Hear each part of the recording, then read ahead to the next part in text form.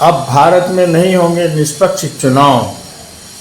केंद्र सरकार ने जो नया कानून बनाया है तो चुनाव आयुक्तों की नियुक्ति केंद्र सरकार करेगी। प्रधानमंत्री और केंद्र सरकार का एक मंत्री तथा नेता प्रतिपक्ष 3 लोग मिलकर चुनाव आयोग की बहुमत के आधार पर नियुक्ति करेंगे। निश्चित रूप से जो भी चुनाव आयुक्त होंगे अब वो सरकार के होंगे। सरकार ने जो कानून अभी संसद से पास किया है उसमें एक और नया प्रोविज़न कर दिया है कि जब तक चुनाव आयुक्त रहेंगे उनके ऊपर चुनाव के दौरान किए गए, अपने चुनाव आयुक्त रहते हुए जो भी काम किए गए हैं उनके ऊपर कोई मुकदमा नहीं चलाया जा सकता है।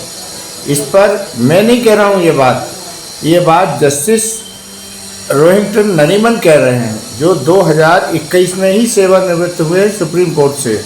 उनका कहना है कि जब सरकार ही चुनाव आयुक्तों की नियुक्ति करेगी और वही जब उनको इतनी बड़ी कानून के अनुसार दे दिया गया है कि वो कुछ भी करें, उनके ऊपर कोई कानून और मुकदमा नहीं चलेगा, तो अब ऐसे में सोच लीजिए क्या भारत में कभी निष्पक्ष चुनाव हो सकते हैं या कभी संविधान का पालन हो सकता है।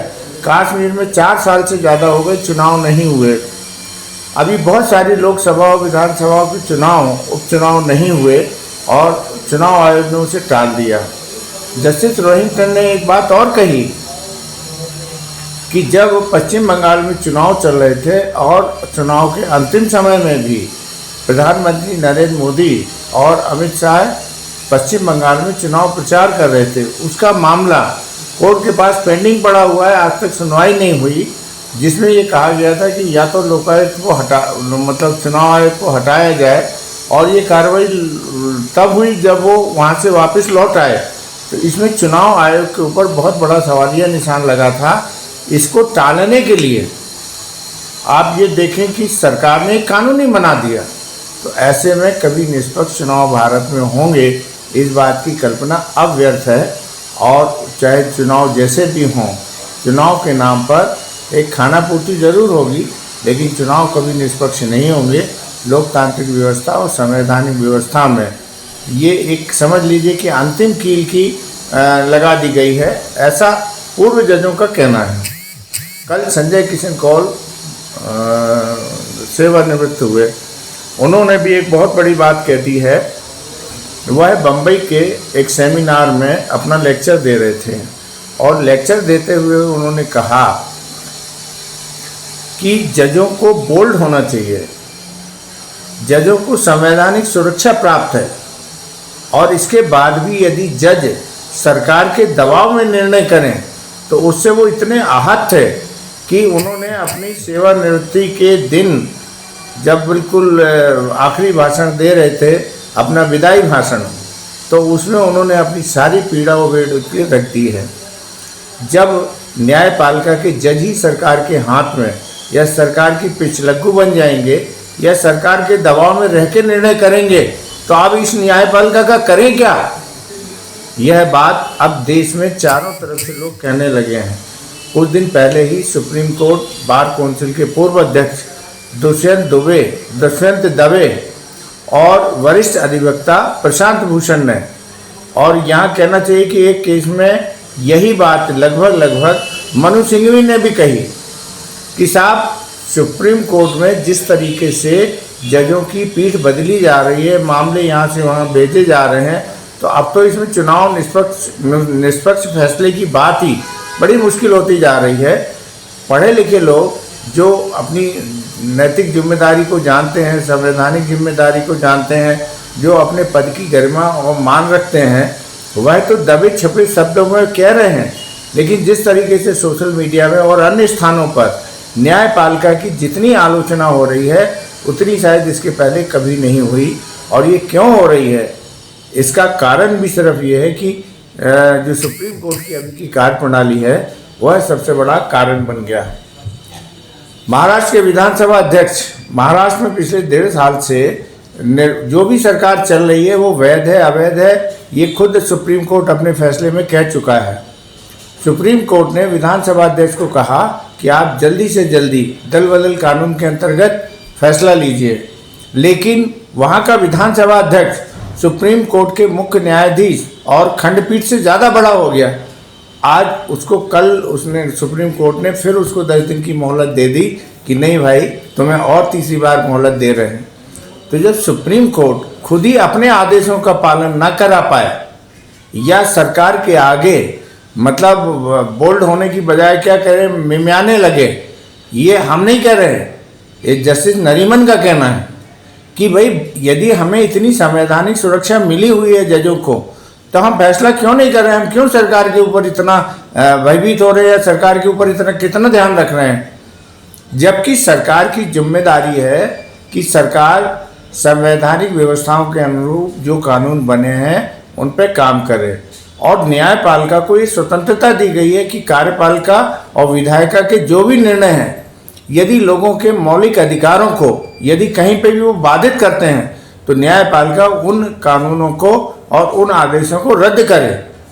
रद्द करने भर से काम नहीं चलेगा, उसका क्रियान्वयन कराने की भी जिम्मेदारी न्यायपालिका की है। मैं अपने बचपन में हमारे जबलपुर में मध्य प्रदेश हाई कोर्ट के वरिष्ठ अधिवक्ता RS डबीर साहब थे। RS डबीर साहब कहते थे कि कोई भी हो, केंद्र सरकार हो, राज्य सरकार हो, विधायिका हो, प्रशासनिक अधिकारी हो, इनमें से किसी को भी ऐसे कोई काम जो संविधान के मौलिक अधिकारों का हनन करते हों, और यदि वो करते हैं तो वो सब न्यायिक परिधि में है और उनको कड़ा से कड़ा दंड मिलना चाहिए। आज तो क्या हो रहा है, लोग खुलेआम ऐसे ऐसे कानून बना रहे हैं। अब आप ये बताइए कि जब जो चुनाव आयुक्त के लेके मामला था कि इन्होंने अंतिम समय तक उन पर कार्रवाई नहीं की, प्रधानमंत्री नरेंद्र मोदी और अमित शाह पर, और उसका मामला लंबित था, उस पर हटाने की बात हो रही थी, उस पर कार्रवाई करने की बात हो, सरकार ने कानून ही बना दिया। अब 4.5 साल से वहाँ चुनाव नहीं हुए, लोगों के मौलिक अधिकारों को स्पष्ट रूप से हनन हो रहा है, फिर भी सरकार चुप है। अवैध सरकार चल रही है महाराष्ट्र में, ये खुद सुप्रीम कोर्ट कह चुका है कि यदि वहाँ पर चुनाव नहीं हुए होते तो हम पुरानी सरकार को बहाल कर देते, यदि राष्ट्रपति शासन लगा होता तो। उन्होंने राज्यपाल के कृत्य को सबसे वो माना था कि उन्होंने सरकार गिराने में भी उनकी भूमिका रही है, लेकिन पर उपदेश कुशल बहुतेरे, उपदेश तो सुप्रीम कोर्ट बहुत दे देता है, लेकिन जब उस पर अमल करने की बात आती है तो वो अमल नहीं होता है। आचरण में जब तक धर्म नहीं आता है तो धर्म में केवल नारे लगाने से धर्म नहीं होता है। धर्म यदि करना है तो उसको आचरण में लाना पड़ेगा। ऐसे न्यायपालिका को न्याय देना है तो उसे न्याय कराने के लिए अपनी शक्तियों का उपयोग करना पड़ेगा। लेकिन बड़े दुर्भाग्य का विषय है कि ये हम नहीं कह रहे हैं, ये जस्टिस नरीमन और जस्टिस कौल कह रहे हैं कि सुप्रीम कोर्ट को जब संवैधानिक पूरे स्वतंत्रता मिली हुई है और संवैधानिक जिम्मेदारी है, तो उस जिम्मेदारी को पूरा करने के स्थान पर यदि हम सरकार के पिछलग्गों या सरकार के खिलौने बनते हैं या सरकार की मंशा को देख के निर्णय करने लगते हैं, फिर तो न्यायपालिका का कोई मतलब नहीं रहा। इस पर सोचना होगा। यदि तुरंत कोई काम नहीं किया गया तो आज आप देखें कि बाराबंकी की एक जज जिसने CJI से इच्छा मृत्यु की मांग करी है, वो ये कह रही कि हमें न्यायपालिका के ऊपर विश्वास नहीं रहा। ये मैं नहीं बोल रहा हूँ, ये खुद न्यायपालिका से जुड़े हुए लोग जो न्यायपालिका का अंग हैं, अब वो न्यायपालिका की कार्यप्रणाली पर प्रश्न चिन्ह लगा रहे हैं। जय श्री राम, हो गया काम। राम राम के नारे लगाओ, राम को मानने की हमें ज़रूरत नहीं है। इसी तरीके की कुछ व्यवस्था ऐसी होने लगी है कि सुप्रीम कोर्ट में सुनवाई के दौरान बड़ी बड़ी तीखी टिप्पणी करती है, बड़ी बड़ी सीख देती है, लेकिन जब फैसले आते हैं तो वो आधे अधूरे आते हैं। आज फिर मैं एक बार जस्टिस वरिष्ठ अधिवक्ता जो दिवंगत हैं RS डबीर की याद फिर करेंगे। उन्होंने कहा था सरकार को कोई ऐसे अधिकार नहीं है कि वो मौलिक अधिकारों का हनन करने वाले कोई भी नियम, कायदे, कानून को, कोई भी एडमिनिस्ट्रेटिव आदेश को कोर्ट को मानने की ज़रूरत नहीं है। कोर्ट को हमेशा अधिकार है कि वो संवैधानिक व्यवस्था में मौलिक अधिकारों का हनन करने का कोई भी कानून या कोई भी अधिकार बनाने का किसी को कोई अख्तियार नहीं है। यहाँ पर संविधान सर्वोपरि है, लेकिन जिस सर्वोपरि संविधान ने न्यायपालिका को सबसे ऊपर रखा है कि वो विधायिका और कार्यपालिका के हर कार्यों पर नियंत्रण रखेगा और जो भी गलत होगा उसको सुधारने की जिम्मेदारी, उस पर दंडित करने की जिम्मेदारी सब न्यायपालिका की है।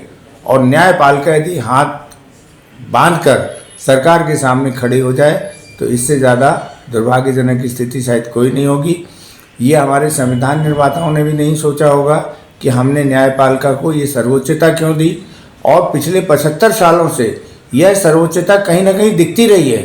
पूर्व प्रधानमंत्री इंदिरा गांधी को इलाहाबाद हाईकोर्ट में गवाही देने जाना पड़ा था, उनका चुनाव अवैध घोषित कर दिया गया था। ऐसा नहीं है कि न्यायपालिका ने, भारतीय न्यायपालिका ने इतने सर्वोच्च आयाम पर जाके अपने फैसले सुनाए हैं, कभी डरी नहीं थी। लेकिन ये डर और भय अब क्यों है, ये आम आदमी को भी सालने लगा है। हाल ही में महंगाई, बेरोजगारी और दूसरी समस्याओं को लेकर सरकार सुन नहीं रही थी। मुझे कहना चाहिए, नहीं कहना चाहिए, लेकिन मैं ये कहने के लिए बाध्य हूँ कि जब आप किसी की सुनते नहीं हो, किसी को न्याय मिलता हुआ दिखता नहीं है, न्याय मिल नहीं रहा है और उनके साथ और उत्पीड़न हो, तो संसद में जो घटना 2-5 दिन पहले घटी है, ये आम आदमी का रिएक्शन होता है। कानून का पालन जब तक वो करता है तब तक करता है, और जब कानून से का पालन या कानून का सम्मान या कानून का भय उसमें से ख़त्म हो जाए तो वो अराजक हो जाता है, गुंडा हो जाता है, वो मरने मारने पे उतारू हो जाता है। सुप्रीम कोर्ट जी, आपको ये बात भी देखनी होगी कि वो अराजकता के कहीं कारक आप भी तो नहीं बन रहे हैं, और यदि बन रहे हैं तो समय रहते, ये मैं नहीं कह रहा हूँ, आपके खुद जज, इसके पहले भी कई सुप्रीम कोर्ट के, एक पुराने CJI भी यही बात कह चुके हैं। समझदार को इशारा काफ़ी होता है। सुप्रीम कोर्ट सबसे पढ़े लिखे लोगों की संस्था है। यहाँ पर सबसे अच्छे वकील, सबसे अच्छे कानूनविद जो होते हैं वो जाके इन पदों पर बैठते हैं, और यदि वो सरकार के आगे नतमस्तक हो जाएं तो ये देश का दुर्भाग्य कहा जाना चाहिए। धन्यवाद।